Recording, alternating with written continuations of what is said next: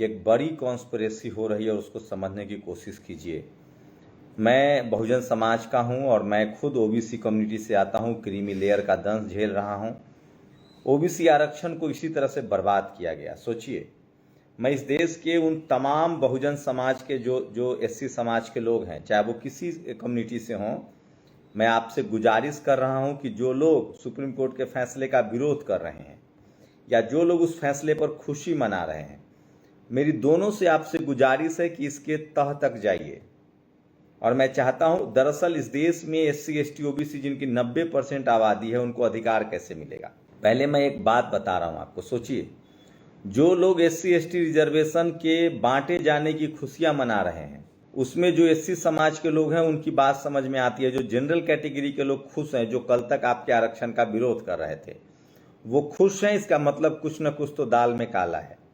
सवाल है कि बिल्ली जो है वो दूध की रक्षा नहीं कर सकती है, चूहे की रक्षा नहीं कर सकती है, यहां तक कि अगर वो रक्षक बनने की कोशिश कर रही है तो उसकी कोई ना कोई साजिश है। तो जो लोग कल तक आरक्षण विरोधी थे, जो एससी एसटी ओबीसी का आरक्षण का विरोध करते हैं, वो आज आरक्षण बांटे जाने के पक्ष में हैं।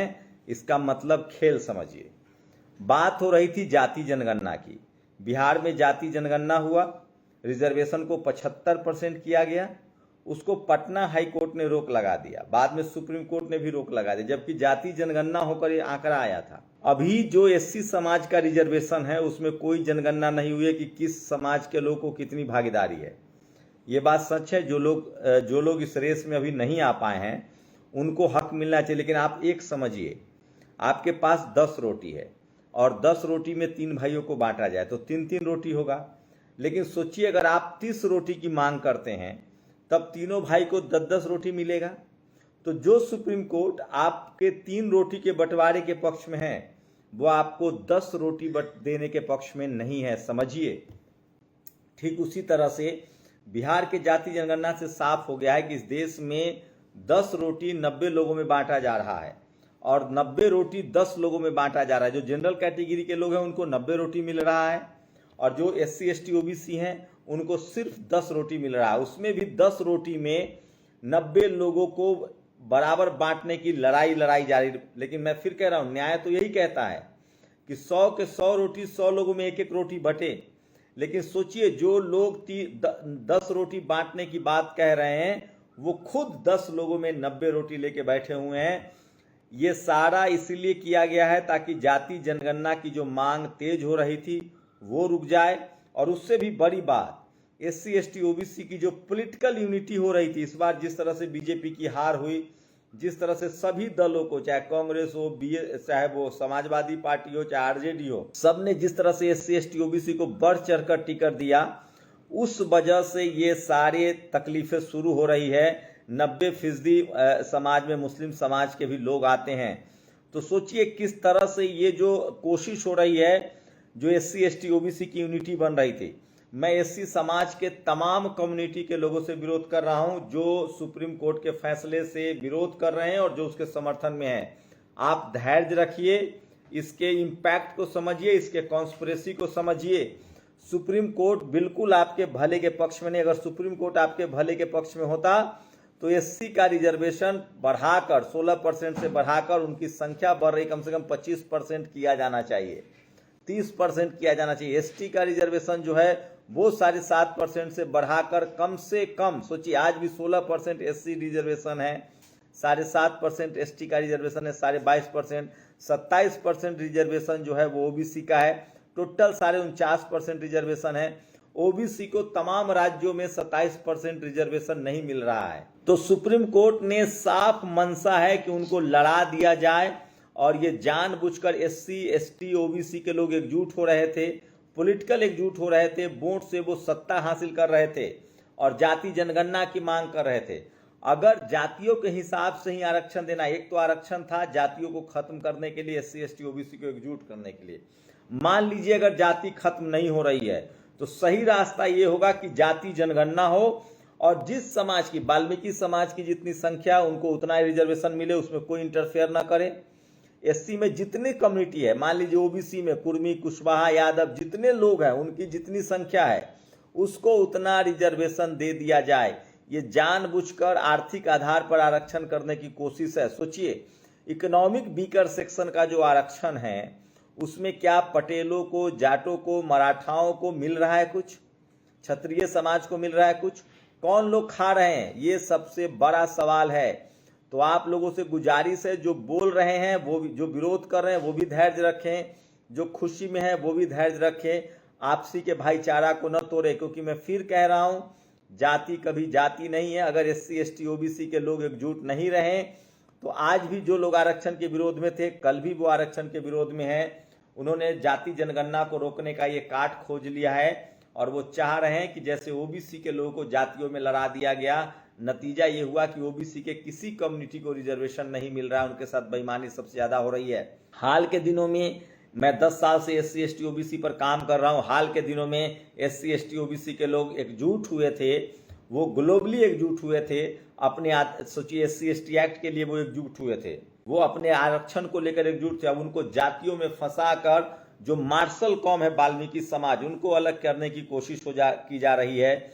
जो जागरूक समाज है, चाहे वो रविदास समाज हो, चाहे पासवान समाज हो, चाहे वाल्मीकि समाज हो, उनको लड़ाने की कोशिश का ये नतीजा है।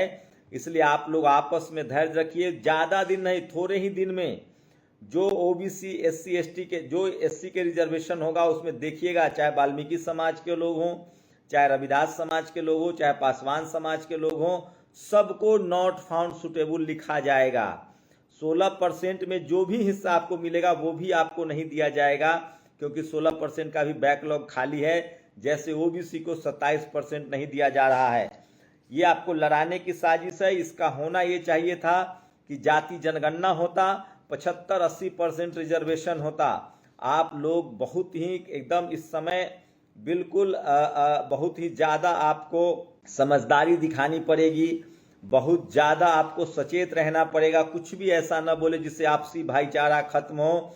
लगातार जातिवादी मनुवादियों लोगों की कोशिश है, जिन्होंने जाति बनाई, जिन्होंने जाति के आधार पर लोगों को काम दिया। कोई लोहे का काम करेगा, कोई सफाई का काम करेगा, कोई लकड़ी का काम करेगा, कोई चमड़े का काम करेगा, कोई मवेशी का काम करेगा, कोई खेती का काम करेगा। जिनको पढ़ने लिखने ही नहीं दिया गया, उनको जब वो पढ़ने लिखने लगे हैं बाबा साहेब के संविधान की वजह से, तब वो हमको बांट रहे हैं। मैं फिर कह रहा हूं, बाबा साहेब ने जो हमें संवैधानिक अधिकार दिया है उसको बचाना है, वोट का अधिकार दिया है उसको नहीं टूटने देना है। ये बड़ी गहरी साजिश है। कायदे से सुप्रीम कोर्ट इस पर क्यों नहीं बात करता है कि रिजर्वेशन लागू क्यों नहीं हो रहा है? कोई ऐसी वैकेंसी नहीं आती है जिसमें सीटों की बेईमानी नहीं होती है SC ST OBC की। सबसे बड़ा सवाल है कि इकोनॉमिक वीकर सेक्शन के नाम पर जो आरक्षण है उसमें क्यों नहीं बंटवारा किया जाता है। तो ये बड़ी कॉन्स्पिरेसी है और आपको समझना पड़ेगा। और जब तक आप लोग नहीं समझेंगे, ये एक बड़ी साजिश का नतीजा है। मैं आपको आगाह कर रहा हूं, धैर्य बनाए रखें लोग, और इसको बड़े ही सिलसिलेवार ढंग से आपको समझना पड़ेगा। और कहां सुप्रीम कोर्ट को जाति जनगणना के आदेश देने चाहिए। सोचिए, बिहार में OBC का रिजर्वेशन SC ST का बढ़ा, 75% हुआ, हाई कोर्ट ने, सुप्रीम कोर्ट ने रोक लगा दिया। सोचिए, जो लोग कल तक आपके आरक्षण के खिलाफ थे, आपकी एकजुटता के खिलाफ थे, आपके भाईचारा के खिलाफ थे, मैं उन लोगों से विरोध कर रहा हूं जो लोग कह रहे हैं कि इससे तमाम लोगों को अधिकार। क्या किसी भी इंटरव्यू पैनल में, क्या आज नौकरी के देने की स्थिति में SC OBC समाज की कोई कम्युनिटी है? इंटरव्यू में आपका नंबर कौन काटता है? क्या कोई भी SC समाज का कोई भी कम्युनिटी आपके साथ इंटरव्यू में भेदभाव करता है, दाखिले में भेदभाव करता है? नौकरी आप जहां कर रहे हो वहां जाति के नाम पर भेदभाव करता है? नहीं करता है। आपके इंटरव्यू में कौन भेदभाव करता है? जाति के नाम पर कौन भेदभाव करता है? जहां आप नौकरी कर रहे हो वहां कौन भेदभाव कर रहा है? तो आप अपने दुश्मन को पहचानिए। दुश्मन आपके जातिवादी मनुवादी लोग हैं और वही लोग सिस्टम में बैठे हुए हैं।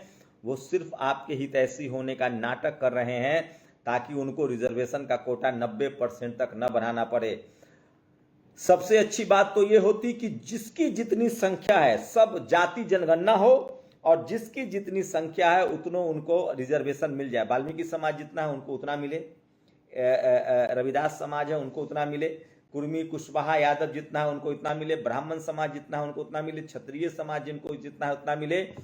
दरअसल ये कोशिश है कि रिजर्वेशन को खत्म कर दिया जाए और तमाम SC ST OBC और किसान कम्युनिटी जो हाल के दिनों में एकजुट हुए हैं, जो बहुजन एकजुटता बनी है, उसको खत्म कर दिया जाए।